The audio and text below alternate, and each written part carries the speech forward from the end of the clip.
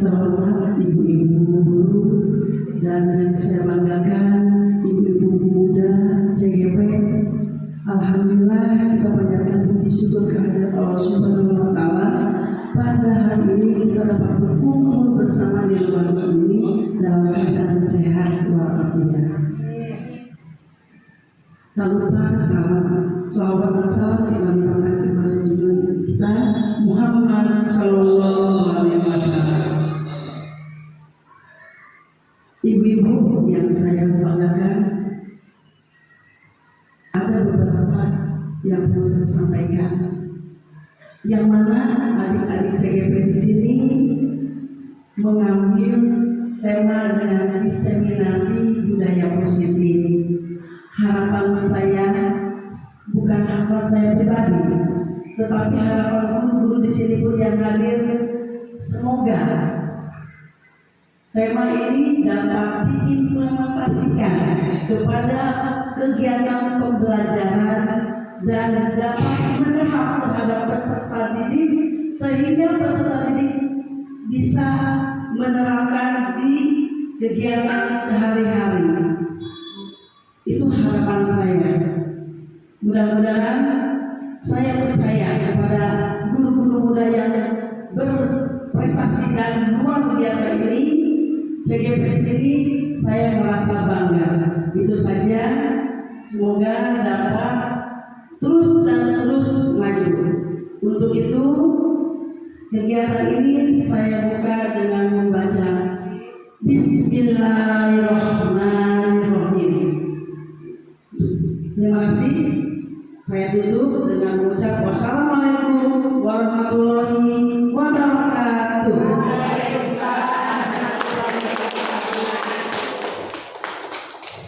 Assalamualaikum warahmatullahi wabarakatuh. Pertama-tama saya terima kasih kepada rekan-rekan ibu, bapak, ibu yang sudah hadir di sini, yang berkenan hadir melihat kita untuk pembelajaran budaya positif di sekolah. Sekali lagi saya ucapkan terima kasih. Nah, sebelum kita mulai acara inti, kita editing dulu makanya jam satu ya, ibu ya, punten saya minta berdiri semuanya.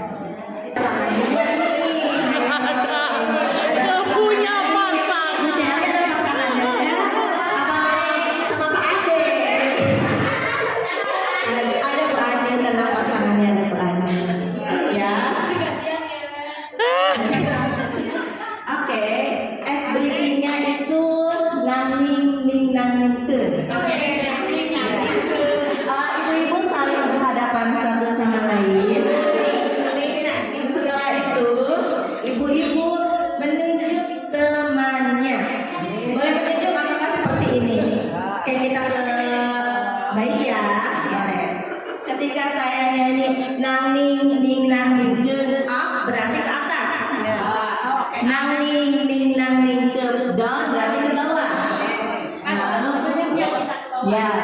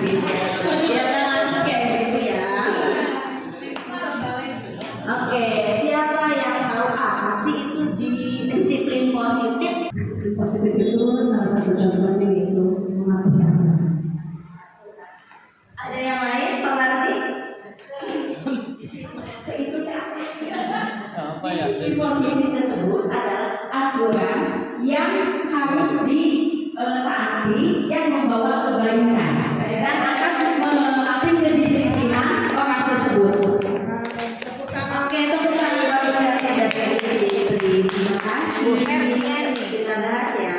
Artinya, disiplin yaitu artinya belajar. Kita emang harus belajar kan disiplin itu ya ibu. Makna asalnya yang ini berkonotasi dengan disiplin diri dari peserta didik. Disiplin diri membuat orang lain menggali potensinya menuju sebuah tujuan apa yang dia hargai. Namun dalam budaya kita makna disiplin positif telah berubah menjadi sesuatu yang dilakukan seseorang pada orang lain. Ya kalau kita di sekolah biasanya mendisiplinkan siswa, sedangkan kita sudah disiplin apa belum? Insya Allah sudah semua ya. Untuk mendapatkan kepatuhan, kecenderungan umum adalah hubungan kata disiplin dengan ketidaknyamanan, bukan dengan apa yang kita hargai atau pencapaian suatu tujuan yang mulia.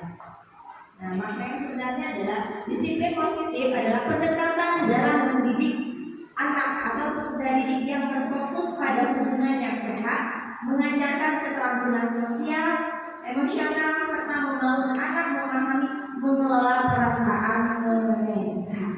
Apakah sudah kita terapkan di sekolah? Sudah. Salah satu contohnya apa? Bisa membuat keyakinan kelas, kerja kelompok, daftar waktu bisa tidak? Bisa. Dengan kita mengikuti upacara setiap hari, Senin, bisa. Maka disiplin positif yang sebenarnya sudah kita terapkan kebiasaan-kebiasaan ya. Nah, disiplin positif perhatian utamanya terfokus pada empati, memahami perspektif anak dan mengakui perasaan mereka. Kadang kan kita hanya dari sudut pandang kita ya, tanpa melihat bagaimana sudut pandang dari si anak tersebut, lalu mengajarkan daripada hukuman. Jadi kita harus mengajar bukan untuk hukuman saja, mengajarkan perilaku yang diharapkan melalui bimbingan dan contoh. Ya kan kita harus mencontohkan atau menjadi suri tauladan yang baik untuk anak-anak, bukan dengan hukuman fisik apalagi verbal. Yang ketiga, keterampilan sosial emosional membantu anak-anak mengembangkan keterampilan untuk berkomunikasi dengan baik, menyelesaikan konflik dan mengelola emosi mereka. Sebenarnya yang harus kita terapkan disiplin positif emosi ya ibu ya, karena emosi yang kurang bisa kita atur atau anak-anak yang belum bisa mengatur emosi dengan baik. Fungsi dari disiplin positif meliputi beberapa aspek. Yang pertama itu membangun hubungan yang sehat. Contoh hubungan yang sehat itu seperti apa? Ada yang tahu?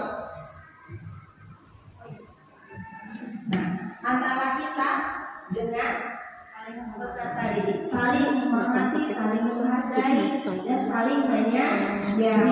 Dua, mengajarkan keterampilan sosial dan emosional, pendekatan pengajaran bagaimana mengelola emosi mereka. Itu yang tadi selalu mengelola emosi mereka, dan kita adalah berkomunikasi aktif dengan anak-anak. Selalu menanya apakah bahagia hari ini di kelas, ada refleksinya kan? Suka bertanya seperti itu ibu-ibu. Coba gimana berarti?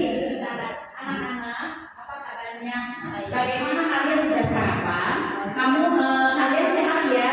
Yuk siap ya belajar dengan ibu. Kamu fokus dan konsentrasi. Ayo, pokoknya belajar dengan senyaman mungkin, dengan riang gembira. Kamu nggak usah malu atau apapun. Kalau belum bisa kalian bertanya. Ayo, silakan sama malu ya.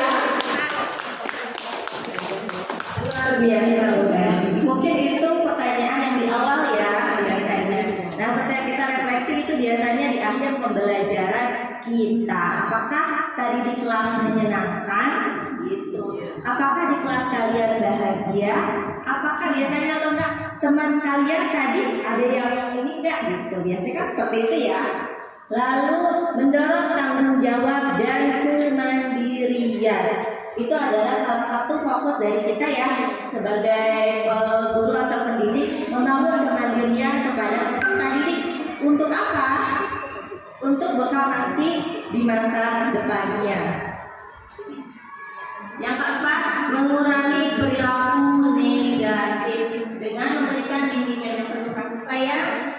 Penguatan positif dan disiplin positif dapat mengurangi perilaku yang negatif, membantu anak mengembangkan perilaku yang diinginkan. Yang kelima, memperkuat kepercayaan diri. Itu yang perlu kita pupuk dari awal. Yang keenam, meningkatkan kemampuan memecahkan masalah. Nah, mungkin ini berkaitan juga dengan kemandirian ya. Jadi apa-apa anak itu jangan selalu dibantu oleh kita, apalagi di sekolah dan di rumah. Jadi anak-anak sekarang itu manja, tidak bisa mandiri dan tidak bisa memecahkan masalah sendiri. Oke, nah, tujuan utama dari disiplin positif adalah untuk membangun hubungan yang sehat, penuh kepercayaan antara anak dan orang dewasa atau antara kita. Ini menciptakan lingkungan yang aman, sportif, di mana anak merasa dihargai dan didengar. Kita udah mulai belajar sekarang itu mendengarkan anak. Kan ibu-ibu jangan kita terus yang bicara ngomel, kita menggali anak itu seperti apa, maunya anak seperti apa, tapi diarahkan. Lalu selain itu disiplin positif berjuang mengembangkan keterampilan sosial, yaitu empati, kerjasamanya, karena kita kolaborasi ya. Makanya kalau di kelas kita di kelompok-kelompokan biar anak-anak itu berbaur dan bekerja sama dengan tim yang lainnya. Kemampuan menyelesaikan konflik sama yang tadi, dengan demikian anak itu diharapkan dapat tumbuh menjadi individu yang percaya diri, mandiri dan berperilaku baik. Intinya berkarakter. Profil Pancasila itu pasti kita harus implementasikan kepada anak-anak. Oke, mungkin ini yang terakhir. Setiap generasi ada masanya, setiap masa ada caranya. Jadi kita tidak bisa menyamakan cara kita belajar ketika kita dulu sekolah berbeda dengan sekarang. Karena sekarang sudah zamannya teknologi, seperti kehajar zaman para anak itu apa? Melalui kodrat alam dan kodrat zaman. Sekian dari saya. Assalamualaikum warahmatullahi wabarakatuh. Kepada Ibu Irina Nisa.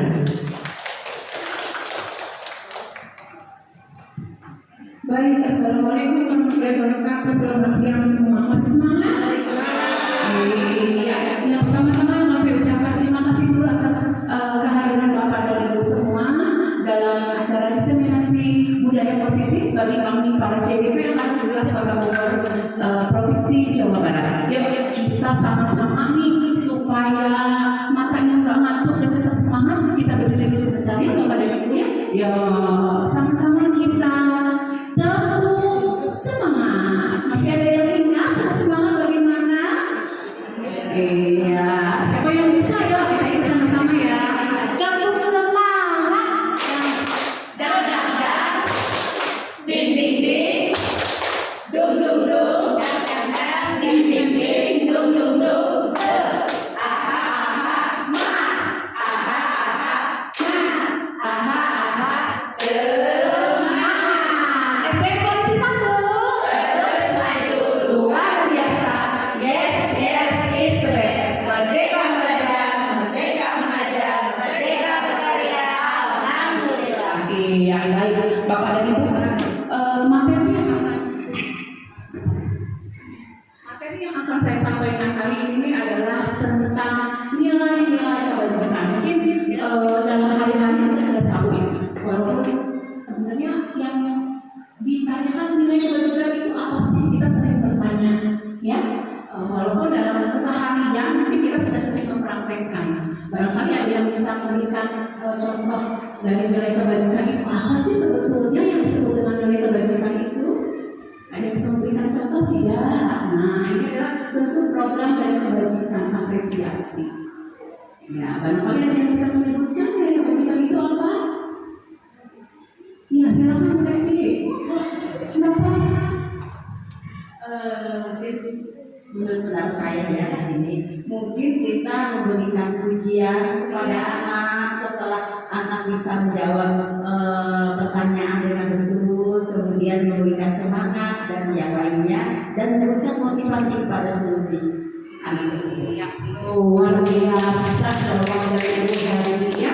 Jadi Bapak dan Ibu, nilai kebajikan adalah sesuatu kebaikan yang bisa dijadikan motivasi bagi siapa saja sebagai tolak ukur budi pekerti ke arah yang lebih baik. Utamanya kita di kelas, biasanya jika kita memberikan reward kepada anak-anak, reward itu tidak hanya berupa barang, tapi bisa juga berupa hal-hal kebaikan pujian. Contohnya kita memberikan dia kepercayaan diri dengan mengatakan, nah kamu sudah melakukan yang hebat, atau nah kamu sudah melakukan hal baik hari ini. Atau contohnya pada saat dia berbicara jujur, kita bisa memuji dia dengan kata-kata yang baik.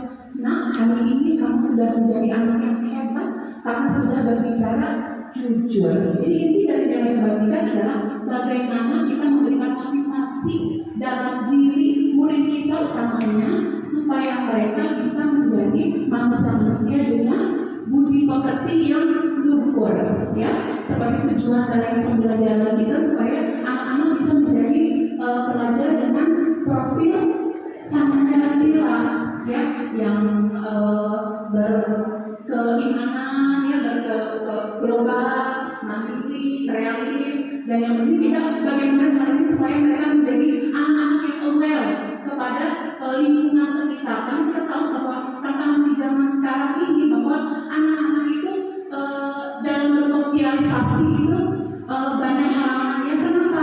Dari gadget dan lain sebagainya. Makanya karakter yang harus PR kita sebagai seorang pendidik adalah bagaimana cara kita menguatkan karakter pada anak didik kita, ya. Enggak lanjut. Nah, ini adalah contoh pengakuan atau apresiasi kebajikan. Misalnya saya perhatikan nilai kebajikannya adalah rasa empati yang besar sekali. Ada situasinya misalnya pada saat menolong murid yang baru ada di kelas kita, atau saya menghargai nilai kebajikannya adalah kepedulian. Ya, situasinya pada saat membantu teman-teman di kelompoknya masing-masing. Lalu ada juga terima kasih.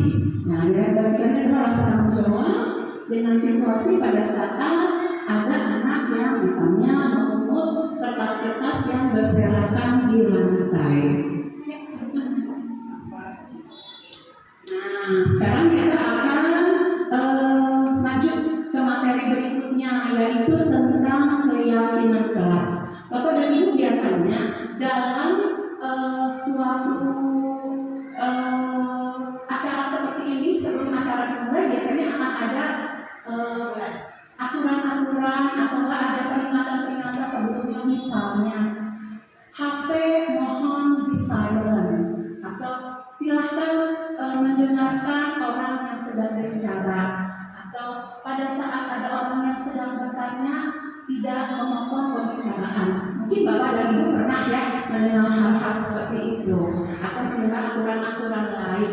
Nah, sekarang sebagai intermezzonya, misalnya Bapak dan Ibu mungkin pada saat berangkat ke sekolah, ya, ada yang menggunakan atau mengendarai motor, ada yang mengendarai motor mungkin ya. Nah, biasanya menggunakan pada saat Ibu dan Bapak memakai motor itu menggunakan helm. Nah, helm itu kita tanya, kenapa sih harus memakai helm? Pasti ada pertanyaan-pertanyaan seperti itu, dan ada juga banyak sekali alternatif jawaban mengapa Bapak dan Ibu harus menggunakan helm pada saat mengendarai motor. Ada yang bisa menjawab kenapa? Untuk keselamatan helm itu karena sudah peraturan dari lalu lintas, dan kedua tujuannya untuk menghindari keselamatan kita apabila jatuh ke jalan. Luar biasa jawaban dari guru kita yang ini. Saya minta satu jawaban diberi aturan-aturan lain. Nah, sekarang sebagai intermezzonya, misalnya Bapak dan Ibu mungkin pada saat berangkat ke sekolah, ya, ada yang menggunakan atau mengendarai motor, ada yang mengendarai motor mungkin ya. Nah, biasanya menggunakan pada saat Ibu dan Bapak memakai motor itu menggunakan helm. Nah, helm itu kita tanya, kenapa sih harus memakai helm? Pasti ada pertanyaan-pertanyaan seperti itu. Dan ada juga banyak sekali alternatif jawaban. Mengapa Bapak dan Ibu harus menggunakan helm pada saat mengendarai motor? Ada yang bisa menjawab kenapa? Untuk keselamatan itu karena sudah peraturan dari lalu lintas, dan kedua tujuannya untuk menghindari keselamatan kita apabila jatuh di jalan. Luar biasa jawaban dari guru kita yang ini. Saya minta satu jawaban, diberikan banyak jawabannya. Jawaban yang pertama adalah karena memakai helm adalah satu aturan. Lalu yang kedua, memakai helm itu untuk keselamatan. Ada dua jawaban, ya. Dua jawaban ini memiliki arti yang berbeda. Yang pertama adalah sebagai aturan, dan yang kedua adalah kesadaran diri. Nah, ini perbedaan antara aturan dengan yang disebut dengan keyakinan. Pada saat kita memakai helm karena takut ditilang, karena ingin mematuhi aturan, itu yang disebut dengan peraturan. Itu sumbernya adalah dari eksternal, dari luar, bukan dari diri sendiri. Tapi pada saat ibu menjawab, saya memakai helm karena saya mau agar keselamatan saya terjamin, supaya jika ada sesuatu tidak akan ada apa-apa dengan tubuh saya. Itu adalah jawaban kedua. Itu adalah motivasi dari dalam diri sendiri yang merupakan keyakinan. Ya, itulah perbedaannya. Jadi apa sih perbedaan antara peraturan dengan keyakinan? Peraturan itu biasanya dibuat oleh seseorang, ya, sumbernya dari luar, harus dipatuhi, dan biasanya peraturannya aman kurang melanggar peraturan. Tapi kalau sesuatu yang sudah disadari dari diri sendiri, kita yakin dengan apa yang akan kita lakukan. Sama seperti kita meyakini adanya Tuhan, ya, atau misalkan kita tidak mau mencuri atau mengambil barang orang. Kenapa? Ada dua bising ketahuan teman. Yang pertama apa? Tuhan melihat kita. Yang satu karena takut ketahuan teman, itu dari eksternal. Tapi kalau kita yakin bahwa apapun yang kita lakukan, Tuhan akan melihat. Nah, ya, itu sama dengan keyakinan positif. Keyakinan positif adalah salah satu disiplin positif yang bisa kita terapkan dalam membangun budaya positif di sekolah.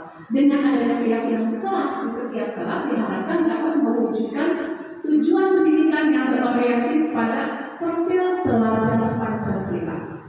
Bapak dan Ibu, keyakinan kelas itu tidak bisa dibuat begitu saja, dan sebaiknya dibuat bersama-sama dengan anak-anak di kelas. Kalau kita yang membuat, itu bukan keyakinan kelas, tapi namanya peraturan. Dengan peraturan itu artinya harus dilakukan, dan jika tidak dilakukan maka kalian akan mendapatkan sanksi. Tapi pada saat kita membuat keyakinan, itu dibuat kesepakatan semua orang, sehingga diharapkan anak-anak melakukan semua itu dengan kesadarannya sendiri, merasa tanggung jawab. Ya, nah, adapun langkah-langkah membuat keyakinan kelas adalah, nah ini perbedaannya ya Bu ya, perbedaan antara keyakinan kelas menurut dosen adalah suatu keyakinan yang akan memotivasi seorang dari dalam, atau memotivasi secara intrinsik dari dalam, ya.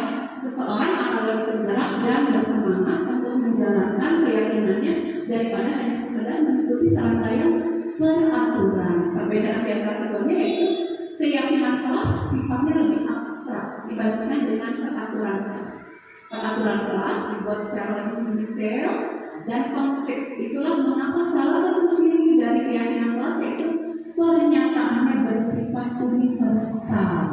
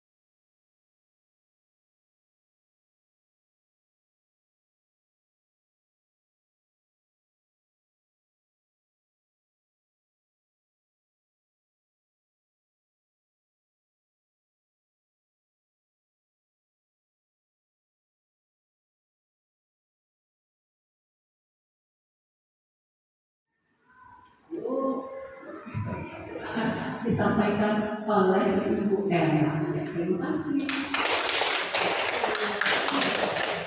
Yang pertama, posisi kontrol guru itu merupakan bagian dari disiplin yang berpihak pada murid. Ya, nah ini sudah dilakukan guru itu di dalam kelas itu. Nah, yang pertama itu ada yang namanya istilahnya penghukum.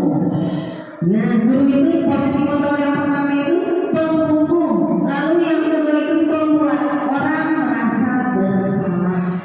Nah, yang ketiga yaitu teman.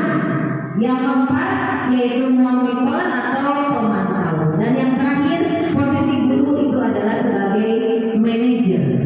Ya, nah di sini berarti kalau posisi kontrol kita sebagai seorang guru itu bagaimana cara kita mengendalikan atau mengarahkan lingkungan belajar dan perilaku siswa di kelas. Ini yang sulit ya Bapak Ibu, karena kita terapkan di kelas tuh kita tuh masuknya sebagai apa sih posisi kontrol kita?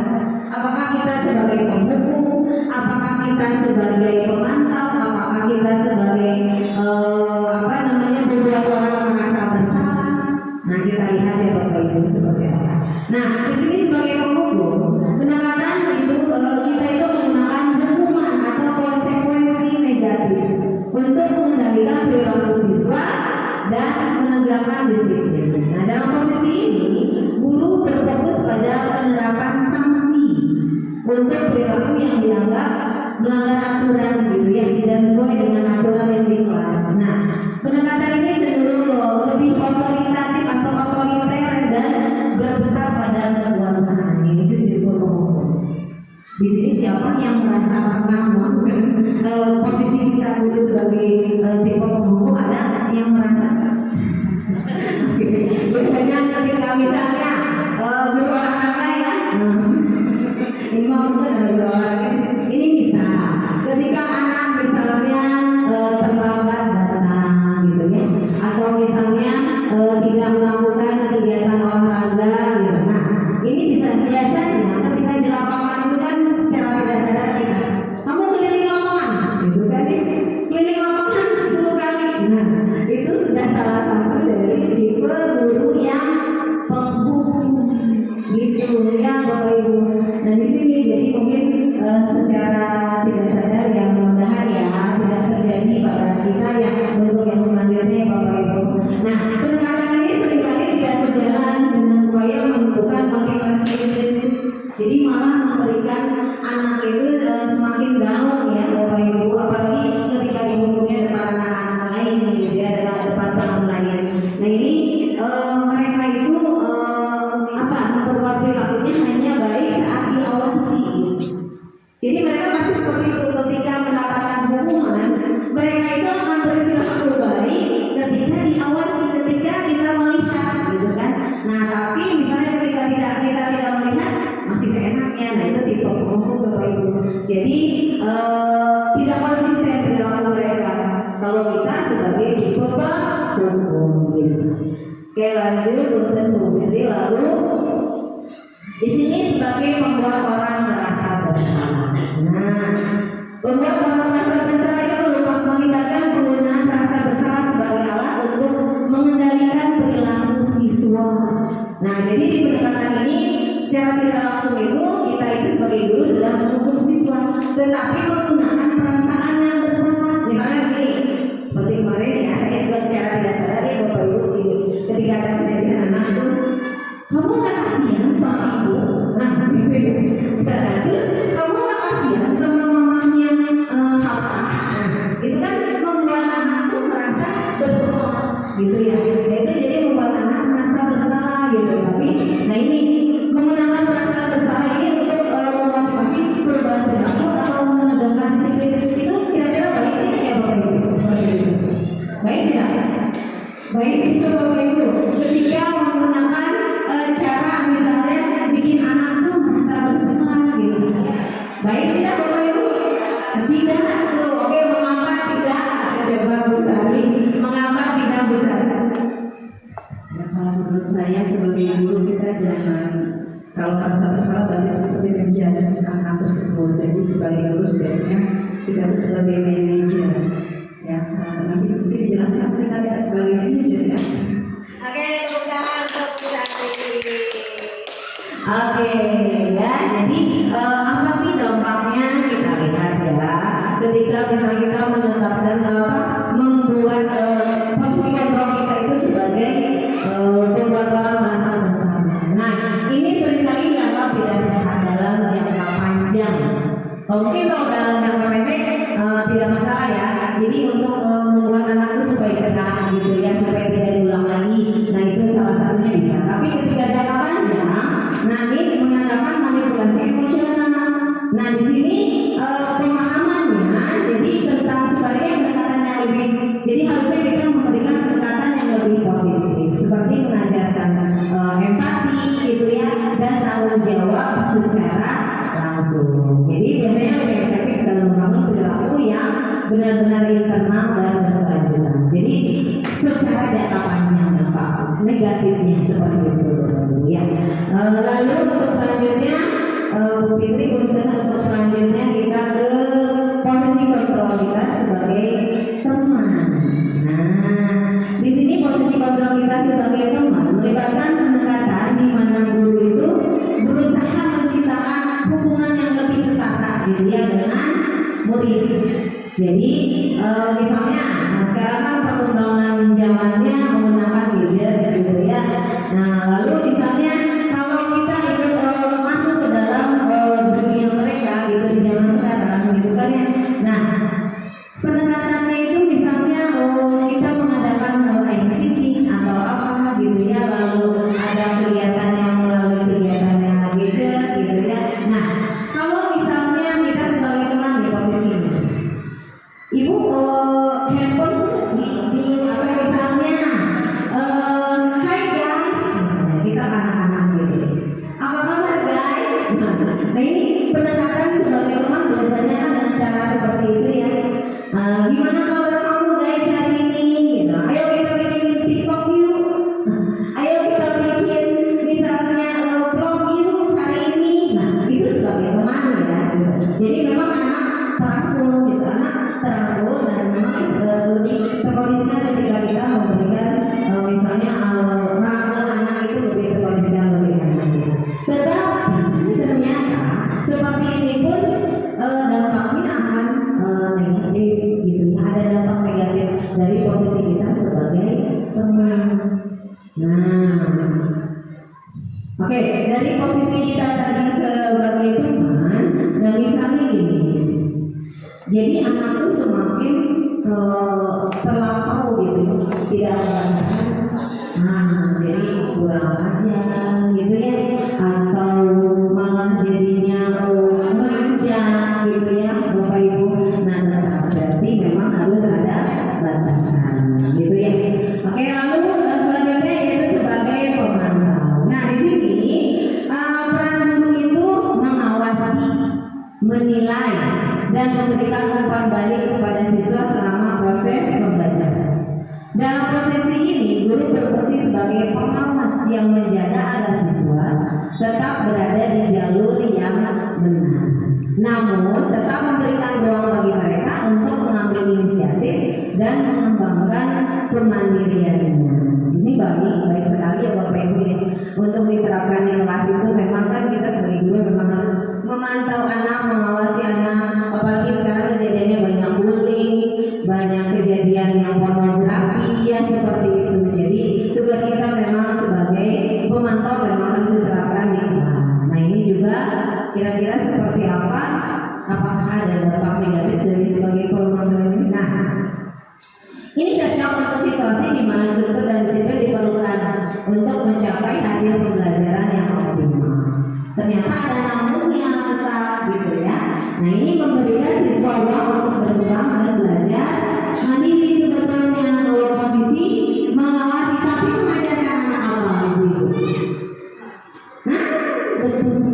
Jadi mengajarkan anak itu tidak mandiri karena kita terus mengawasi gitu kan ya, tidak memberikan tanggung jawab kepada anak-anak untuk supaya mereka itu tidak harus selalu diawasi kan. Jadi malah ketika kita tidak ada mereka lagi seenaknya gitu ya di kelas. Jadi mereka baik itu hanya ketika diawasi oleh kita, gitu ya, Ibu ya. Nah, lalu yang selanjutnya di sini sebagai manajer apa sih?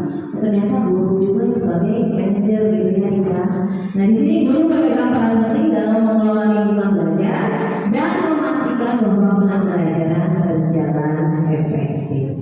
Jadi guru itu tidak hanya mengontrol proses, tapi juga menciptakan lingkungan yang kondusif bagi perkembangan siswa. Ya baik dari segi akademik maupun sosio emosional. Jadi di sini sebagai manajer itu berarti kan guru memanage kelas gitu ya dengan baik gitu ya, yang memegang kendali di kelas itu sebagai manajer. Nah di sini ada sebagai manajer itu perencanaan dan berorganisasian. Nah di sini sebagai guru kita harus merencanakan atau merancang pembelajaran di kelas itu maunya seperti apa gitu kan ya. Nah yang pertama, lalu mengelola waktu dan sumber daya. Nah jadi memanage waktu dengan baik itu yang fungsinya guru sebagai manajer. Nah di sini mengelola waktu dengan baik dan sumber daya itu dikelola juga dengan baik. Misalnya ada fokus, ada apalagi di sekolah misalnya ada proyektor, ada fokus, ada laptop. Nah itu dikelola dengan baik ya. Jadi untuk kegiatan pembelajaran. Lalu juga di sini ada pengawasan dan pengendalian. Nah tugas kita yaitu tadi. Jadi kalau manajer itu ternyata mencakup keseluruhan ya Bapak Ibu. Nah lalu motivasi dan pengembangan siswa. Ya guru wajib memotivasi dalam untuk agar siswa itu semakin berkembang. Nah lalu dari itu mengelola dinamika kelas. Ya jadi pembelajaran yang menyenangkan itu kan dikontrol atau dikendalikan oleh kita ya Bapak Ibu.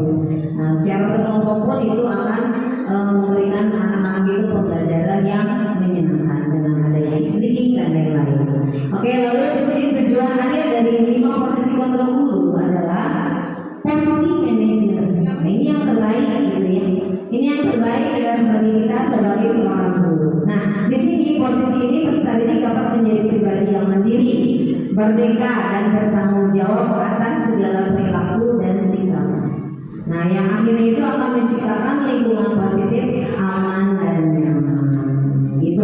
Nah tentu saja itu butuh butuh kolaborasi ya Bapak Ibu antara guru dan anak-anak ya, dengan sekolah, dengan kepala sekolah gitu, untuk menciptakan lingkungan yang nyaman di sekolah itu butuh kolaborasi. Mengenai perihal segitiga institusi. Tadi sebelumnya sudah ada pemaparan dari rekan saya yaitu Ibu Siti Nurmala mengenai posisi kontrol seorang guru. Di antaranya yaitu ada salah satu posisi kontrol seorang guru yang paling ideal yaitu sebagai seorang manajer. Nah, Ibu dan Bapak Ibu sekalian, posisi manajer itu merupakan posisi yang paling ideal. Kenapa?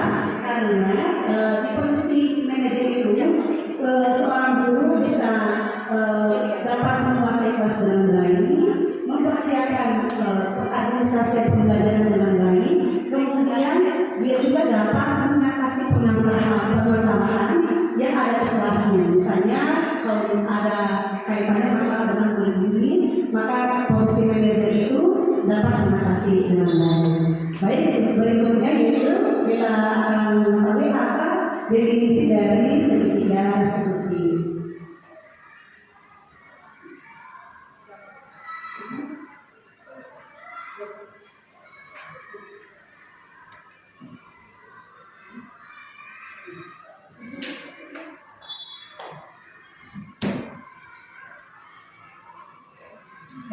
Baik Ibu dan Bapak, kita baca dulu sebentar. Segitiga institusi itu proses menciptakan kondisi bagi murid untuk memperbaiki kesalahan mereka sehingga mereka bisa kembali pada kelompok mereka dengan karakter yang lebih kuat. Ini dipaparkan oleh dosen. Dalam hal ini dimaksudkan yaitu ketika seorang murid melakukan kesalahan, maka ada motivasi intrinsik dari dalam dirinya untuk memperbaiki diri tanpa ada kesalahan, tanpa ada paksaan, tanpa ada rasa takut. Wah, sebentar lagi aku akan dihukum oleh ibu guru. Nah, jadi dengan adanya segitiga diskusi yang akan dilakukan oleh guru akan membangun motivasi intrinsic dari murid tersebut untuk memperbaiki kesalahannya. Berikutnya, kemudian terdapat 3 langkah pada restitusi atau kita kenal dengan segitiga restitusi itu: 1. Menstabilkan identitas, 2. Validasi tindakan yang salah, 3. Menanyakan keyakinan. Nah, ketiga langkah ini dideskripsikan pada gambar berikutnya. Silakan. Nah, berikut ini merupakan gambar segitiga restitusi. Hal pertama yang kita lakukan ketika ada misalnya permasalahan di dalam kelas, misalnya ada anak yang berantem, kalau misalnya ada anak yang sedang terlambat ke sekolah maupun terlambat ketika jam istirahat, maka posisi yang paling tepat yang harus kita lakukan itu sebagai manajer yang melakukan proses segitiga restitusi. Dimulai dari tahap pertama yang Ibu dan Bapak. Tahap pertama seorang guru ketika melakukan segitiga restitusi itu adalah menstabilkan identitas. Menstabilkan identitas itu misalnya itu terdapat contoh kali. Misalnya 1. Setiap orang pasti pernah melakukan kesalahan.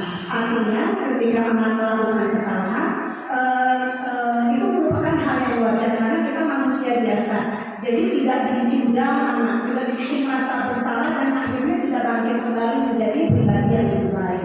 Kemudian ada kata yang lainnya, kamu bukan satu-satunya yang pernah melakukan hal ini loh. Nah, kita sebagai manusia juga pasti pernah melakukan kesalahan. Tahap yang kedua yaitu Ibu dan Bapak itu validasi tindakan yang salah. Kata-kata yang biasanya diucapkan ketika kita memvalidasi tindakan yang salah bagi seorang siswa yang misalnya ada bermasalah di kelas kita itu 1. Kamu tentu punya alasan mengapa melakukan itu. Yang kedua, adakah cara yang lebih efektif untuk mendapatkan apa yang kamu butuhkan. Kemudian yang terakhir itu menanyakan keyakinan. Seperti yang kita ketahui di awal kegiatan pembelajaran, Ibu dan Bapak pasti membuat keyakinan kelas. Hal itu tahapan prosesnya yaitu dari anak-anak diingatkan tentang peraturan kelas. Dari peraturan itu yang bersifat sedikit memaksa karena biasanya terdapat beberapa punishment. Kemudian dibuat kesepakatan kelas. Biasanya kalau peraturan itu kata-katanya ada kata negatifnya. Tidak boleh membuang sampah sembarangan. Diganti kalimat positif dari kesepakatan membuang sampah pada tempatnya. Kemudian dibuat keyakinan kelas. Jadi kata-kata yang dikeluarkan itu berupa kata-kata kebajikan. Nah, ketika ada masalah misalnya Ibu dan Bapak melakukan restitusi terpisah. Nah, anak-anak itu diyakini ketika diyakini perintah atau diingatkan kembali tentang keyakinan kelas apa yang telah kita sepakati. Jadi anak-anak kita cari tahu apakah dia konsekuen dengan kesepakatan atau keyakinan kelas yang telah dibuat bersama. Kemudian apakah kamu ingin menjadi orang seperti apa? Nah, seperti itu. Baik, berikutnya. Nah, kita cek lagi yang pertama itu bagaimana menstabilkan identitas.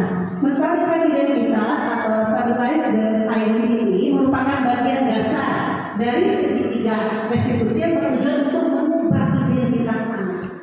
Dari orang yang gagal, pasti ketika orang melakukan kesalahan ada rasa depresi ya, ada rasa gagal, ya Allah aku melakukan kesalahan. Nah, karena melakukan kesalahan menjadi orang yang sukses. Anak yang melanggar peraturan karena sedang mencari perhatian. Biasanya anak-anak yang melanggar peraturan di kelas itu sebagian besar mereka mencari perhatian. Ada misalnya ada problem di rumahnya, problem seperti itu. Nah, kemudian dia mencoba untuk memenuhi kebutuhan dasarnya. Namun ada ukuran artinya apa? Dia memenuhi kebutuhan dasarnya untuk mencari perhatian itu dengan melakukan kesalahan. Itu ukurannya. Kalau kita mengkritik dia, maka kita akan tetap membuatnya dalam posisi gagal. Artinya tidak akan ada motivasi untuk ke arah berikutnya. Nah, contoh kalimat yang terdapat ketika menstabilkan identitas. Nah, boleh Ibu Bapak baca. Validasi berbuat salah itu tidak apa-apa. Tidak ada manusia yang sempurna. Saya juga pernah melakukan kesalahan seperti itu. Kita tidak tertarik untuk mencari siapa yang salah. Tapi Bapak Ibu ini mencari solusi dari permasalahan ini. Kemudian aku berhak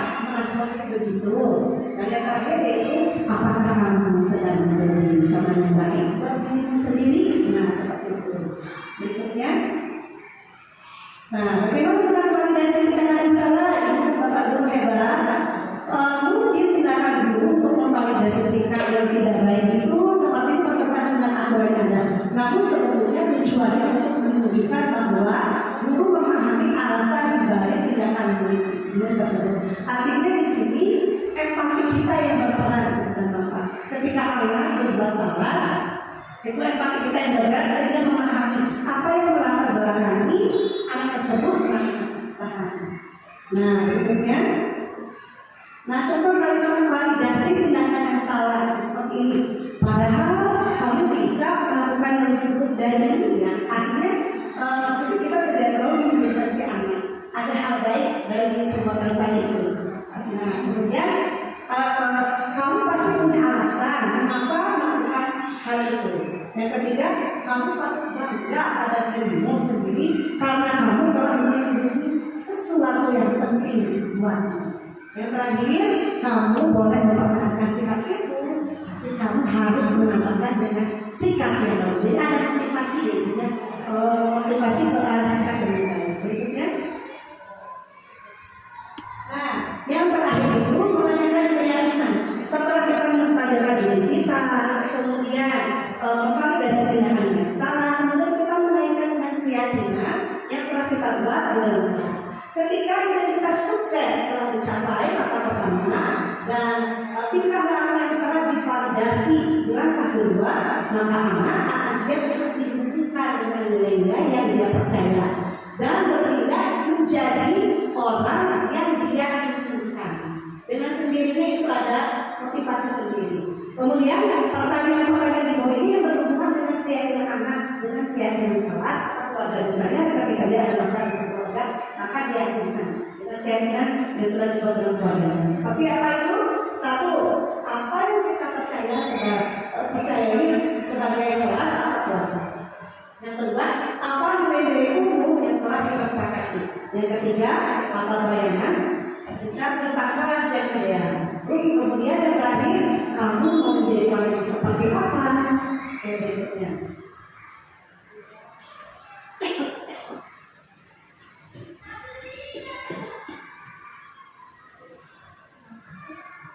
Oh iya, sebentar ya Bapak.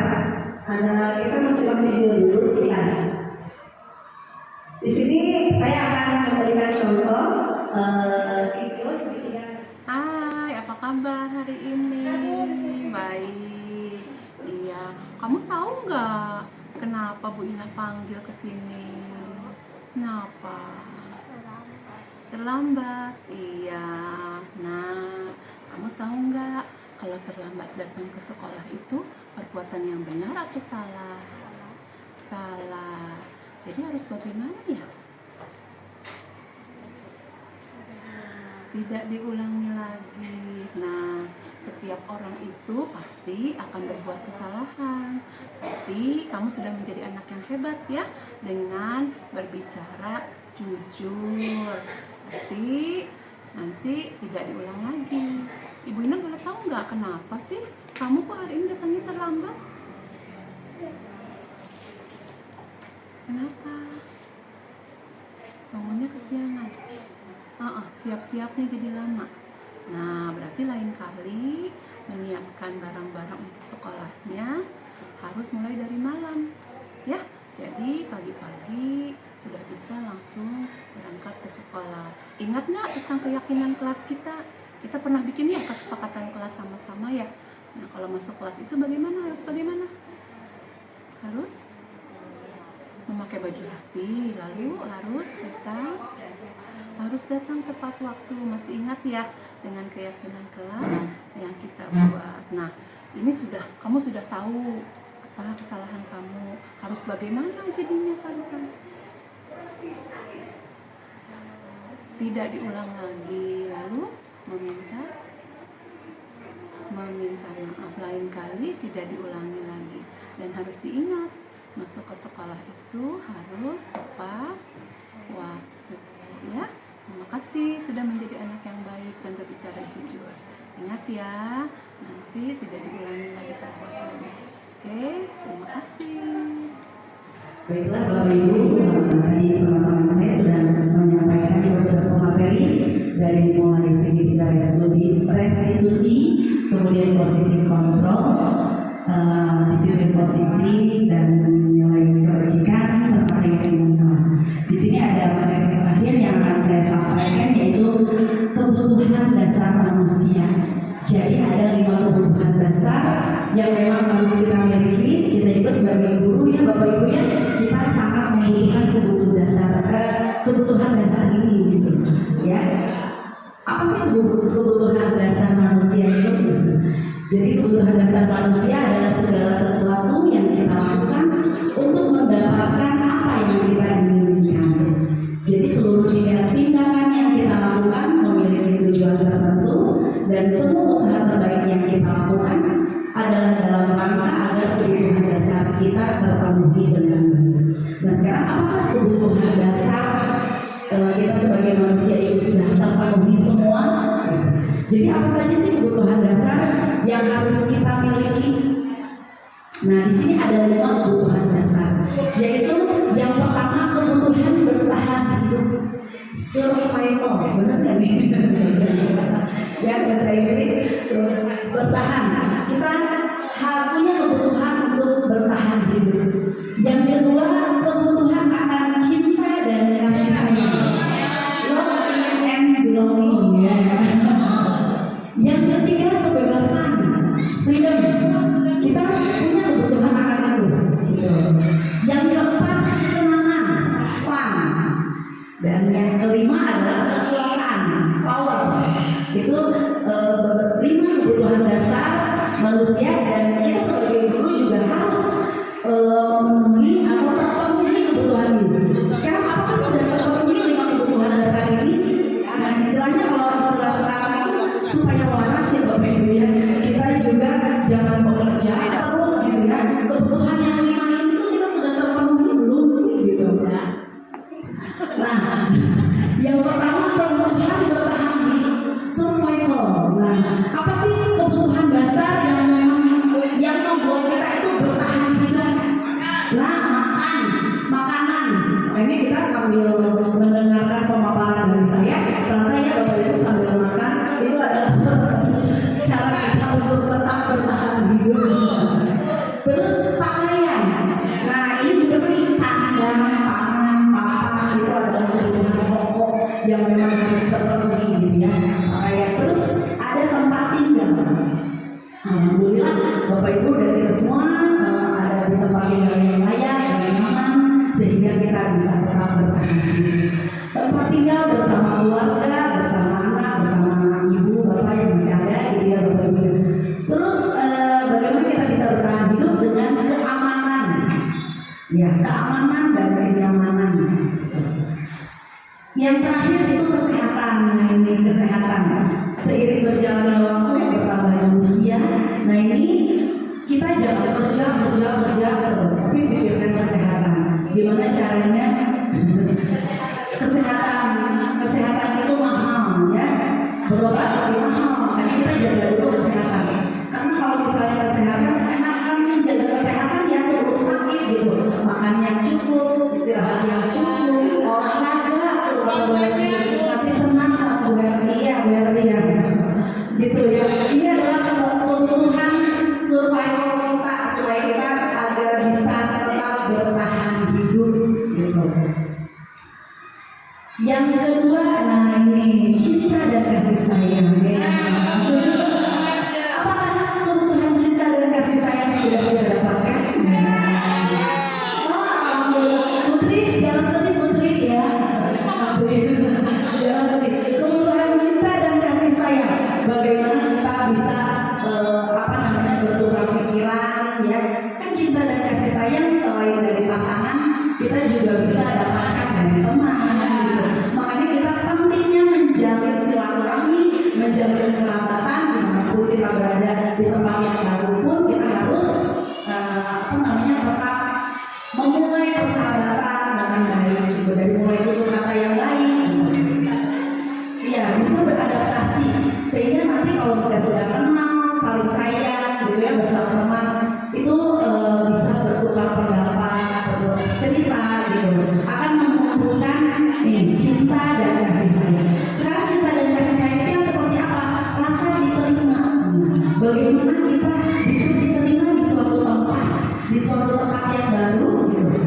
Dengan adanya rasa diterima, kita itu sudah mendapatkan kebutuhan cinta dan kasih sayang. Betul ya Bapak Ibu ya? Iya. Ketika misalnya kita menjalin hubungan yang baru, entah itu dengan pasangan kita, mendapatkan keluarga baru, kita harus beradaptasi lagi. Ketika kita diterima dengan keluarga suami atau pasangan, kita mendapatkan kebutuhan cinta dan kasih sayang. Dipedulikan. Sekarang Bapak Ibu sebelum kita dipedulikan, kita juga harus peduli sesama orang lain, ya, sesama teman, saudara, gitu ya. Begitu pun dengan anak dan bagaimana itu harus saling peduli supaya kita nantinya dipedulikan juga oleh orang lain, gitu ya. Berbagi kerjasama. Nah, berbagi kerjasama, terutama kita ini di tempat kerja, kita harus bisa berbagi kerjasama dengan siapa saja. Jadi jangan sama itu lagi timnya, gitu ya. Betul. Jadi timnya, jadi ketika kita tuh harus profesional. Ketika kita ditempatkan sekarang di kelas 6, nanti tiba-tiba saya dipindahkan di kelas 1, harus siap, gitu ya. Karena berbagi kerjasama dengan siapa saja, gitu ya. Terus nanti tim yang baru ditempatkan tempat tambahan yang baru, gitu. Timnya baru lagi, ya. Kita juga harus bisa menyesuaikan. Menjadi bagian dari kelompok. Nah, ketika itu yang tadi saya sebutkan, yang ketika dapat kelompok baru, itu kita harus bisa diakui. Nah, ini penguasaan kita diakui kerja kita, diakui sama teman, gitu ya. Didengar, pendapat kita didengar. Nah, itu sudah kebutuhan penguasaan kita itu sudah terpenuhi, gitu artinya, ya. Kemudian yang keempat ini adalah kebebasan. Nah, kebebasan bagaimana kita ingin kan kadang-kadang kita ingin bebas gitu. Bukan berarti tidak mau diatur gitu ya. Bukan berarti tidak mau diatur, tapi kita bisa mandiri. Mandiri bisa menentukan pilihan sendiri, memiliki pilihan gitu. Walaupun sebetulnya ada aturan, tapi kita kadang ingin gitu. Ini tuh pilihan kita gitu. Kan? Iya. Terus biasanya kebebasan itu berani mencoba hal baru. Nah, ketika seseorang berani mencoba hal baru, berarti kebebasannya sudah terpenuhi gitu. Ada sesuatu hal yang baru, entah itu hobinya, makanan, gitu ya, pekerjaan. Nah itu dalam segi apapun itu sudah kebutuhan dasarnya berarti sudah terpenuhi. Mampu mengendalikan arah dirinya, berarti bisa mengendalikan arah dirinya ketika misalnya sudah merasa kelewatan dalam segi apapun, bisa menahan kontrol emosinya, gitu ya. Selanjutnya kebutuhan dasarnya ini yang terakhir, kesenangan. Ini yang sebetulnya memang harus kita dapatkan biar seimbang. Jadi kerja terus, kita juga pengennya ada waktu libur. Libur di hari Minggu itu sangat dinanti ya Bapak Ibu ya. Iya, Sabtu Minggu itu sangat dinanti. Kenapa? Kesenangan yang kita butuhkan di sini adalah dari mulai bermain bersama teman, sama anak, sama keluarga, itu sangat dinanti. Terus humor itu yang sering kita lakukan ya Bapak Ibu ya. Kadang di waktu senggang, di waktu santai, kita sambil ngobrol, ketawa-ketawa, nah ini tertawa, humor gitu. Biar kebutuhan kita dalam kesenangan itu terpenuhi gitu. Jadi jangan sampai pikirannya kerjaan lagi, kalau mikirin kerjaan di rumah sampai kerja lagi gitu. Di sekolah ada lagi kerjaan gitu kan. Iya, nggak ada beresnya. Tapi ini kesenangan kita harus jangan misalnya maaf ya Bapak Ibu ya, bukannya berarti memikirkan aduh nanti gimana ya pengeluarannya jadi bertambah deh. Tapi kita sangat membutuhkan ini Bapak Ibu, harus gitu healing. Nah, tambah kita harus healing. Iya, yang orang belia senang ya benar ya tiap hari Sabtu jalan kuliner gitu. Ya kalau misalnya kayak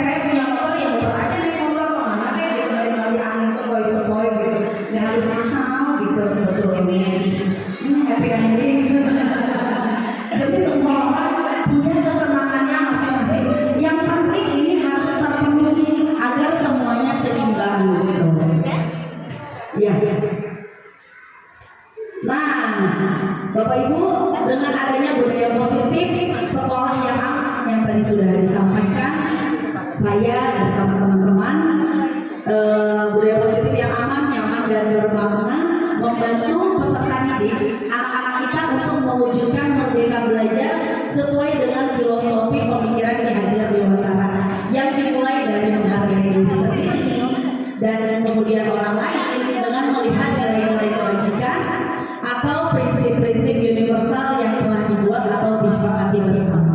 Gitu. Jadi semuanya harus seimbang. Anak-anak senang, guru pun senang gitu. Jangan sampai punya masalah di rumah, di kelas ikut-ikutan manyun, anak jadi dicarikan gitu ya. Tadi kan nggak boleh katanya. Oh, jangan baheula. Ayo nama nggak ada, harus mengikuti kodrat zaman ya nggak. Tadi juga nggak boleh marah katanya, pakai sedikit restitusi katanya. Pakai kata-kata yang tidak membuat anak tidak percaya diri. Insya Allah bisa Bapak Ibu. Gimana? Apakah mulai saat ini tentunya sudah dari kemarin-kemarin gitu ya, tapi sekarang dengan menerapkan lagi, ditekankan lagi gitu ya. Apakah kita siap menerapkan budaya positif di SDN Poli 1? Siap, kita siap. Murid senang, guru senang, sekolah jadi hebat. Iya, betul. Pendidik bisa menempatkan posisi kontrol sebagai manajer seperti yang sudah disebutkan tadi untuk memberi kesempatan kepada murid mempertanggungjawabkan perilakunya dan mendukung murid dalam menemukan solusi atas permasalahannya melalui nilai dan peran guru gitu. Jadi di sini guru sangat berperan penting, tapi dalam belajar gitu tetap anak yang menjadi senternya gitu. Pusatnya tetap pada anak. Kita sebagai manajer, bukan sebagai pemukul, bukan sebagai pemantau, bukan sebagai orang yang merasa bersalah gitu. Jadi semuanya harus seimbang. Gurunya makanya tadi kebutuhan dasar gurunya harus dipenuhi dulu tuh yang tadi. Nah, supaya kita ketika mengajar di kelas itu bisa menyampaikan yang tadi segitiga restitusi. Bisa nggak Bapak Ibu? Ketika anak ada yang terlambat seperti si Sanas gitu ya. Insya Allah bisa ya. Nah, gitu padahal di hati kesel nggak boleh kesel, harus senang gitu. Gitu. Oke Bapak Ibu, dari sekian materi yang sudah disampaikan saya bersama teman-teman calon guru penggerak di SDN Poli 1, berarti sudah selesai pemaparan kami. Mudah-mudahan bisa bermanfaat dengan baik dan bisa diterapkan di sekolah kita, dimulai dari diri sendiri dulu. Sekian dari saya, mohon maaf apabila ada kesalahan. Wabillahi taufiq wal hidayah. Wassalamualaikum warahmatullahi wabarakatuh. Assalamualaikum warahmatullahi wabarakatuh.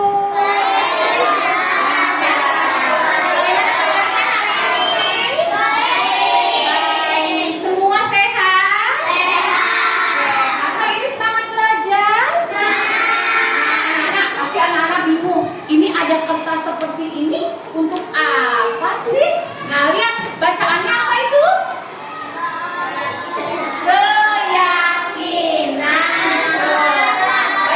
Anak-anak, hari ini sebelum kita belajar ya, kita akan mencoba membuat apa yang dinamakan dengan keyakinan kelas. Nah, ada yang tahu tidak keyakinan kelas itu apa sih? Apa Selvi? Peraturan. Ada lagi yang tahu? Tertib. Apa lagi? Betul. Jadi yang dimaksud dengan keyakinan kelas itu apa saja yang kita buat bersama supaya di kelas ini menjadi nyaman. Keyakinan kelas dibuat bersama-sama. Ya, bukan hanya Bu Ina saja yang buat. Kenapa?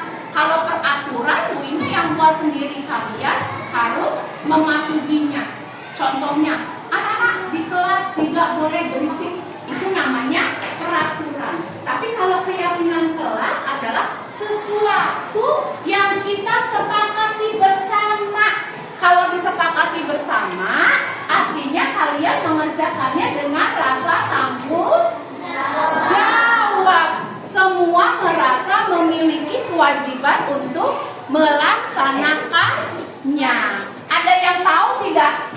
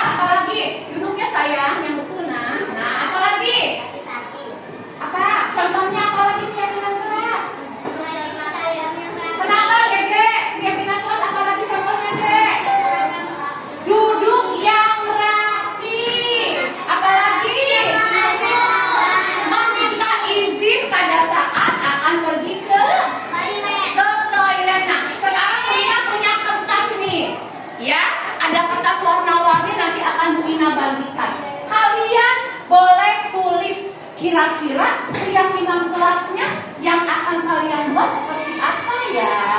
Kalian semua boleh menulis, nanti setiap kelompok akan berikan kertas yang berbeda. Ya, semua orang menuliskan keyakinan kelas masing-masing, lalu kita akan tempel di sini. Ingat ya, keyakinan kelas itu bahasanya harus yang baik. Tadi ada yang bilang, Bu, nggak boleh buang sampah sembarangan, betul tidak? Betul. Tapi bahasanya harus lebih diperhalus lagi. Bukannya tidak boleh, tapi membuang sampah di tempatnya, atau jagalah kebersihan. Atau tadi ada yang bilang, Bu, tidak boleh ribut. Ya, bahasa yang lebih halusnya untuk keyakinan kelas adalah tertib pada saat belajar. Mengerti semua? Oke, gua akan bagikan kertasnya ya. Nih, Adel, Rama, Siva, boleh tulis. Farzan, tolong dong. Maaf ya. Nah, ini kelompok ini ya. Ya, nanti semuanya kebagian. Ayo, yang sudah dapat kertas, boleh tulis keyakinan kelas yang diyakininya apa. Ini saya. Ya, ini kelompok hijau. Fatah, boleh tulis langsung. Elriza, Nabila dan Aisyah. Ini kelompok pink. Senang anak perempuan. G. Ayo akan tulis. Kira-kira apa ya keyakinannya? Ini kelompok orange ya. Semua menulis masing-masing satu ya. Oke, silakan. Boleh menulis. Ayuki sudah kan? Rafa sudah kan? Mana kertasnya? Ayo, Rafa boleh tulis. Kira-kira mau Rafa menulis apa nih? Iya, boleh menjaga kebersihan. Silakan tulis, nak. Tulis di kertasnya. Mana pensil Rafa? Ayo. Kenapa? Harus runcing. Bawa sebutannya kan? Kenapa? Nggak bisa sini beli Maya sebut. Lagi sebelum berangkat sekolah dilihat ya, disiapkan alat tulisnya. Oke. Kemana kita membuang sampah? Pada tempatnya. Oke, siap menulis Rafa. Guna buang sampah ke belakang. Ayo, sudah selesai? Belum? Siapa yang sudah selesai? Yang sudah selesai boleh tempel di sini kertasnya. Bila sudah selesai boleh sini. Bagus, tertib. Disiplin, wah hebat.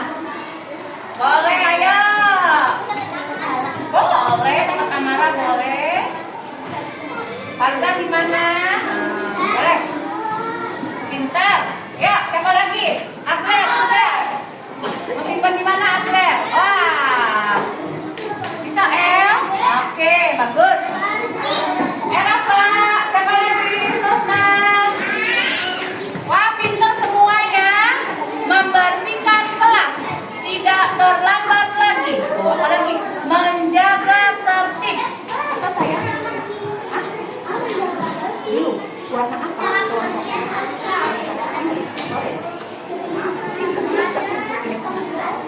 Ya, ayo, tempel. Ayo, Rama tempel, mau di mana tempelnya? Oh, Rama sudah tertib di kelas. Oke, hebat. Oh, ini tidak boleh bermain saat belajar. Buang sampah pada tempatnya, ada love, hebat. Lalu apa lagi ya? Menjaga kebersihan, tertib. Menjaga kebersihan, duduk rapi dan disiplin, harus berteman. Iya, berarti harus rukun. Di sini Rafarzan, boleh tempel.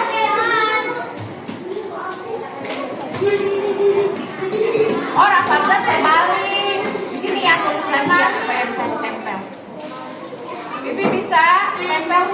Ayo. Oke, pintar. Bisa? Kamu terbalik. Bisa di sini supaya bisa kita ya. Nah, pilih aja satu kata mau yang mana tulis di sini ya, Kak, ya. Tidak apa-apa. Ayo, siapa lagi? Siva sudah belum? Sudah. Adel. Ayo, Del. Pintar, anak kelas 2C. Mau di mana? Casya. Boleh di situ. Hati-hati menulisnya. Yang ada lemnya di belakang. Siapa lagi yang belum? Ya. Ayo Novia, Adel. Ayo semuanya harus mempunyai kesepakatan. Tempel Del. Tangan kanan saya. Apa Adel? Ya, sip. Novia sudah? Ya. Silakan Mak. Sudah Ramadhan? Aksaka sudah. Sudah semua? Siapa yang belum? Ayo Ayuki. Ayo. Boleh tulis satu Nak? Sudah Ayuki?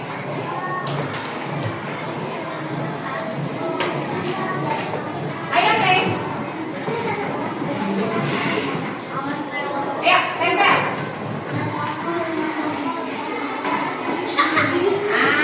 Sudah selesai Ayuki? Ayuki mau ditempel di sebelah mana? Farzan di mana? Batal. Iya, Ayuki mau di sebelah mana tempelnya? Boleh bebas mau di mana tempelnya?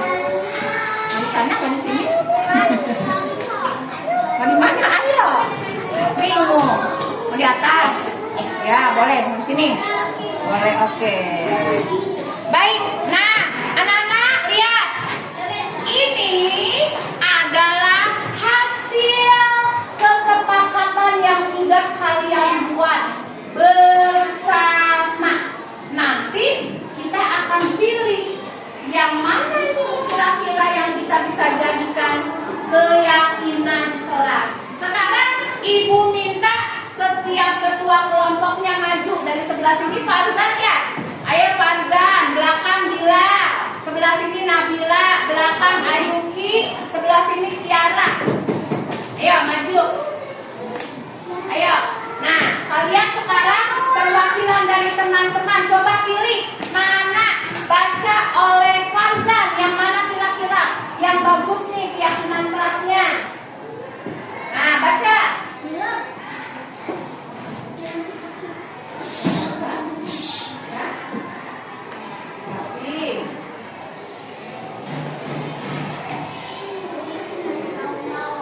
Nah, ini Farzan membacakan disiplin memakai seragam yang rapi. Kira-kira kita sepakat tidak memakai seragam yang rapi? Sepakat. Bagus. Sekarang Bila, coba yang mana Bila? Nah, Bila boleh baca. Tidak boleh bermain saat belajar. Kita sepakat tidak main-main pada saat belajar? Sepakat. Kita sepakati ya. Kita ambil disiplin. Satu. Lalu ini tidak bermain-main saat belajar. Kiara boleh pilih satu yang mana? Ayo Kiara. Kita akan sepakati ya. Ayo yang mana Kiara? Pilih satu Nak. Kamu boleh pilih satu, nanti tinggal dibacakan. Ayuki juga boleh pilih satu. Yang mana Kiara? Boleh baca satu Kiara, yang mana? Yang mana aja boleh. Yang menurut Kiara bisa menjadi keyakinan kelas kita. Ayo pilih satu yang mana? Ini baca.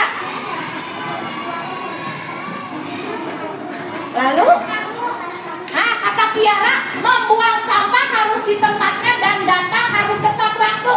Sepakat? Sepakat tidak? Sepakat. Oke. Ayo Nabila yang mana? Tertib. Siapa sepakat kita harus tertib di kelas? Angkat tangannya. Tertib ya. Kita buat sebagai keyakinan kelas ya. Oke. Mana tadi tertib? Sip. tertib dong. Satu lagi, mana Ayuki nak? Ayuki yang mana? Sepakat yang mana nih? Kita membuat keyakinan kelas. Yang mana nih?